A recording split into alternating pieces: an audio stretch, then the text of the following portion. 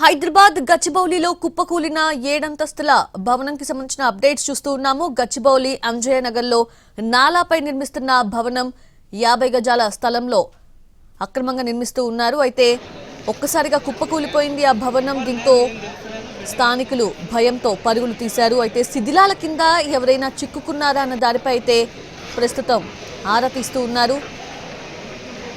NTV screen మీద exclusive గా చూస్తున్నాము. విజువల్స్ లో తునాతునకలైపోయింది భవనం అంతా కూడా కుప్పకూలిపోయింది. అక్కడ ఉన్న స్థానికులు భయంతో పరుగులు తీశారంటేనే అర్థమవుతూ ఉంది.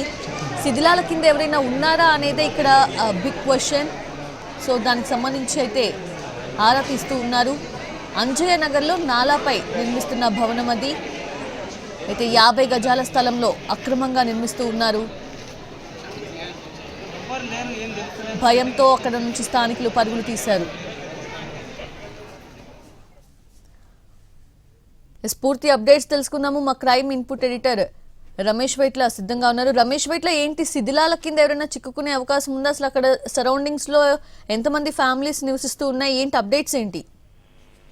ఏదైతే అంజయ్ నగర్ లో అక్కడ నిర్మిస్తున్న ఒక నాలా పైన నిర్మిస్తున్న 60 గజాల స్థలం నిర్మిస్తున్న 5 అంతస్తుల భవనం మొత్తంగా కుప్పకూలిపోయింది. దీనికి సంబంధించి అటు బిల్డర్ కావచ్చు లేదా బిల్డింగ్ యజమాని కావచ్చు అత్యాశ పోయి ఆ బిల్డింగ్ మొత్తం కూడా ఇలాంటి నిబంధనలు లేకుండా నిర్మాణం చేపట్టడంతో ఆ భవనానికి నాసిరకంగా మొత్తంగా ఆ పరికరాలు వాడుతున్న బిల్డింగ్ ఒకసారిగా కుప్పకూలిపోయింది. అయితే ఆ బిల్డింగ్ శకలాల కింద ఎవరూ లేరని చెప్పి ఇప్పటికైతే ఆ స్థానికులు చెప్తున్నారు. ఆ బిల్డింగ్ 1 గంట సమయంలో కూలిన నేపథ్యంలో ఆ సమయంలో అందులో పనిచేస్తున్న కార్మికులందరూ కూడా బయట తినడానికి బయటకు వచ్చిన నేపథ్యంలో ఆ బిల్డింగ్ కూలిపోయినట్లుగా ఉన్న సమాచారం. అయితే ఈ బిల్డింగ్ కూలి పక్క బిల్డింగ్ పక్కనే ఉన్న ఒక అపార్ట్మెంట్ మీద పడిపోవడం జరిగింది.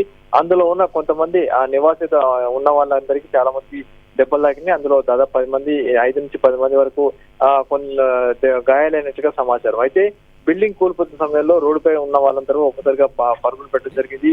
ఆ బిల్డింగ్ శకలాలు తమపై పడతాయన్న ఆందోళనతో చాలా మంది రోడ్డుపై పరుగులు పెట్టారు. అయితే ఏదో భూకంపం వస్తే కూలిపోతే ఏదైనా ఏ మాదిరి కూలిపోతుందో ఆ మాదిరిగా మొత్తంగా ఆ భవనం మొత్తంగా కూలిపోయింది. అయితే నాలా పక్కన నిర్మిస్తున్న ఈ భవనం కాబట్టి దానికి నాసిరకమైన వస్తువులు వాడడంతో మొత్తంగా బిల్డింగ్ మొత్తం కూలిపోయింది. అయితే నాలా పక్కన 50 గజాల స్థలంలో అక్రమంగా నిర్మిస్తున్న ఈ భవనానికి సంబంధించి పూర్తిగా ఎలాంటి నిబంధనలకు నీళ్లు వదిలేసి ఈ భవనం నిర్మించారు. ఈ నేపథ్యంలోనే భవనం కూలిపోయింది పక్కన ఉన్న అపార్ట్మెంట్ వాసులు చెప్తున్నారు. అయితే ఇప్పటికైతే శిథిలాల కింద ఎవరూ లేరని చెప్పి కూడా అటు స్థానికులు చెప్తున్నారు. అయితే అక్కడ ఉన్న కూలీలు కూడా అదే మాట చెప్తున్నారు. ఎందుకంటే తినడానికి బయటకు వచ్చిన సమయంలో 1 గంట ప్రాంతంలో ఇది కూలిపోయింది భవనం అని చెప్పి కూడా ఉన్న కార్మికులు మాత్రం చెప్తున్నారు. అయితే భవనం పక్కనే ఉన్న అపార్ట్మెంట్ పడడంతో అందులో ఉన్న వాళ్ళకి కొందరికి గాయాలని వాళ్ళందరినీ వెంటనే ఆ ఆసుపత్రికి తరలించడం జరిగింది. అయితే ఇంకా ఎవరైనా తెలియకుండా లోపల ఎవరు ఉన్నారా అన్న దాని మీద అధికారులు అయితే ఒక ఆరా తీస్తున్నారు. ఇప్పటికీ అక్కడ రెవెన్యూ కావచ్చు పోలీసు అధికారులు హైదరాబాద్ ఉన్నారు, అక్కడ చేరుకున్నాయి.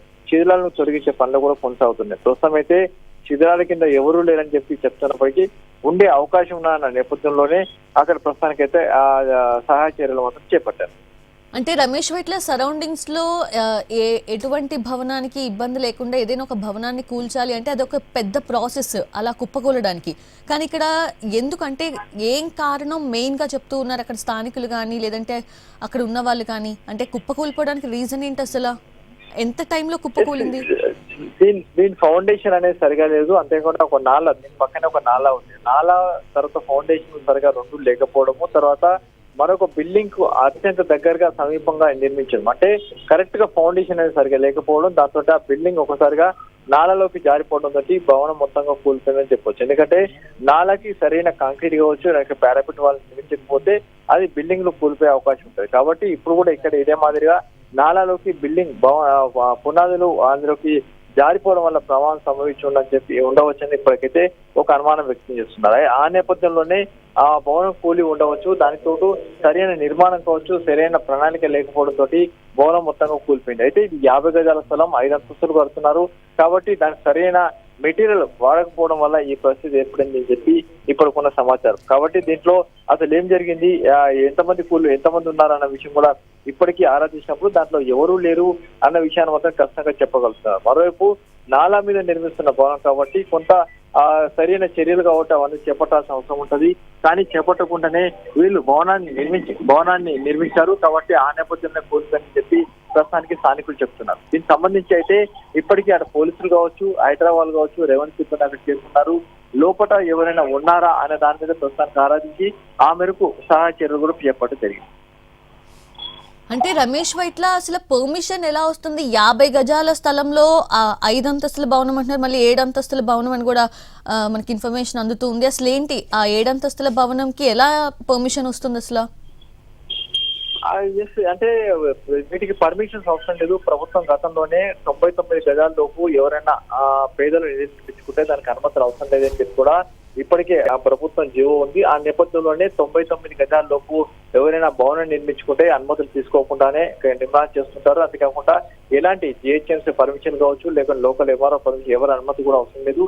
99 గజాల లోపు ఎవరైనా నిర్మాణం చేస్తే ఫ్రీగా నిర్మాణం చేసుకోవచ్చు. దానికి సంబంధించి ఎలాంటి అనుమతి కూడా అవసరం లేదు. ఈ నేపథ్యంలోనే అయితే దానికి కొన్ని గైడ్లైన్స్ మాత్రం ఉన్నాయి. అది ప్రభుత్వ స్థలం కాకుండా ప్రైవేట్ స్థలంలో మాత్రం అయితేనే అలాంటి వాటికి వర్తిస్తుంది. మిగతా వాటిలో మాత్రం ఖచ్చితంగా అనుమతి తీసుకోవాల్సి ఉంటుంది. అయితే ఈ అంజయ్య నగర్ అంటే అప్పుడెప్పుడు దాదాపుగా చాలా ఏళ్ల కింద అది పేదల కోసం అలాట్మెంట్ చేసిన 60 యార్డ్స్ మొత్తం 60 గజాల స్థలాన్ని పేదల కోసం ఎప్పుడో ప్రభుత్వం కేటాయించిన స్థలం. ఆ స్థలంలోనే దాని చుట్టుపక్కల ప్రాంతాల్లో చాలా మంది కూడా అపార్ట్మెంట్ నిర్మించారు, చాలా మంది ఐదు భవనం నిర్మించారు. అంజయ్ భవనం అనేది అంజయ్ నగర్ అనేది ఇప్పుడు ఒక మొత్తం ఒక క్లాస్ ఏరియా కూడా మారిపోయింది. మొత్తంగా 50-60 గజాలు ఉన్న స్థలాలు మొత్తం కూడా క్లబ్ చేసుకుని అక్కడ పెద్ద పెద్ద అపార్ట్మెంట్ కూడా వెళ్తాయి. అయితే ఇప్పుడు ఇదే యజమాని కూడా తనకున్న స్థలంలో 5 అంతస్తుల భవనాన్ని నిర్మిస్తున్నాడు. ఆ నేపథ్యంలోనే ఇది సరైన పునాదులు కావచ్చు, సరైన మెటీరియల్ వాడకపోవడంతో ఈ భవనం ఒక్కసారిగా కూలిపోయింది. కాబట్టి అక్కడ సరైన అనుమతులు అనేది అవసరం లేదు. కానీ ఆ సంబంధించిన మెటీరియల్ కావచ్చు సరైన రీతిలో పరిస్థితి కట్టకపోవడం వల్లే ఈ పరిస్థితి ఏర్పడింది చెప్పవచ్చు.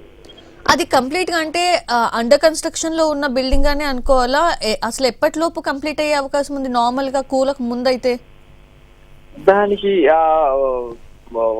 అండర్ కన్స్ట్రక్షన్ లో ఉన్న బిల్డింగ్ కన్స్ట్రక్షన్ జరుగుతుంది. మొత్తంగా 7 ఫ్లోర్లు వేయాలని చెప్పి కూడా వాళ్ళు ఒక నిర్ణయం తీసుకున్నారు. ఇప్పటికి 5 అంతస్తుల వరకు అయిపోయింది. పైకి బిల్డింగ్ మెటీరియల్ పెద్ద ఎత్తున డంప్ చేయడం జరిగింది. ఆ డంప్ చేసిన తరుణంలోనే హెవీ వెయిట్ తోటి అది కూలిపోయిందని చెప్పి చెప్తున్నారు. అయితే ఇప్పుడు సంబంధించి చూసినట్టయితే దీనికి పూర్తి స్థాయిలో ఇంకా ఏం జరిగింది, ఎలాంటిదే జరిగింది అనే విషయం కూడా ప్రస్తుతానికి అయితే చెప్పలేకపోతున్నారు. ఎందుకంటే ఇప్పటికే అధికారులు అక్కడ చేరుతున్నారు కాబట్టి ఏ కారణాలతో కూలిపోయింది అన్న విషయం కూడా కారణాలు కూడా తెలిసిపోతుంది. అయితే అక్కడ నిర్మాణం జరిగింది, నాలా పక్కన నిర్మాణం జరిగింది. నాలలో